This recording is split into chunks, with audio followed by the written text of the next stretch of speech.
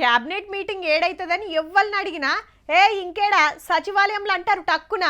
ముఖ్యమంత్రి సారు మంత్రులు ముఖ్యమైన ఆఫీసర్లంతా కూకొని రాష్ట్రంలో ఏమైతుంది, ఎవరికేం కావాలి, ఏడేం కట్టాలి, ఏం పథకాలు పెట్టాలి, పబ్లిక్ తిప్పలేంది, ఏలువడేంది అని పొంటెల కమానం చర్చలు చేసి ముఖ్యమైన నిర్ణయాలు తీసుకుంటారు. బయట మీటింగులల్లో ఎన్ని ముచ్చట్లు చెప్పినా మంత్రివర్గంలో మాట్లాడింది అందులో రాసిందే ఫైనల్. మళ్ళా అటెన్క మంత్రులు మైకుల ముంగట్టుకొచ్చి వివరాలు చెప్తారు. అయితే రేపు ఐతారం పూట కూడా క్యాబినెట్ మీటింగ్ అవుతుంది. ఏం డిసైడ్ చేస్తారనేది ఒక లెక్క అయితే ఏడ పెట్టిర్రనేదే ఇంకో లెక్క.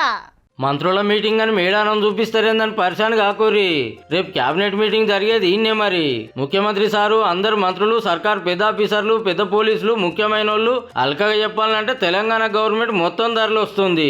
మాపటిలు 4 గంటలకు రాగానే ఆదివాసీ పద్ధతుల్లో జోరుగా ఎదుర్కొని ఆటపాటలు చూపిస్తారు. అటెన్క హరిత హోటల్లో క్యాబినెట్ మీటింగు.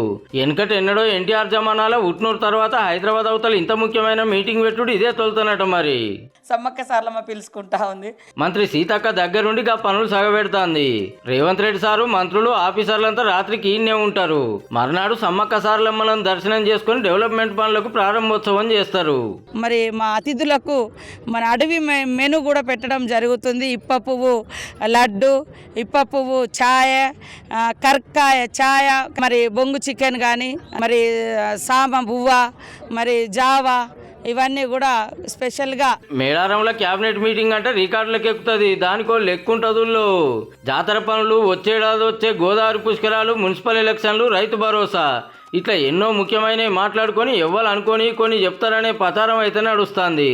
ఏదైనా చారిత్రాత్మకమైనటువంటి నిర్ణయాలు, ప్రజలకు ఇంకా బెటర్ ఫెసిలిటీస్, అదేవిధంగా సంక్షేమాన్ని కొనసాగించే నిర్ణయాలు వస్తాయని ఏమేం డిసైడ్ చేసింది రేపు చెప్పుకుందాం. కానీ మేడారానికి అప్పుడే లైన్ కట్టిర్రు భక్తులైతే.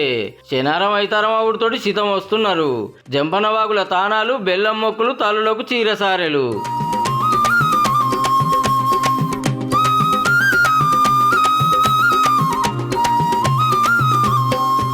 పది రోజులైతే జాతరే. కార్లు, బస్సులు, డీసీఎంలతోటి రోడ్లు ఎట్లా నిండినాయో. సమ్మక్క సారలమ్మ గద్దెల మీదకి వచ్చిన వాళ్ళ బగ్గ మంది ఉంటారని ఇప్పుడే పోతున్నా. ఇప్పుడు కూడా గట్లనే ఉన్నది మళ్ళా.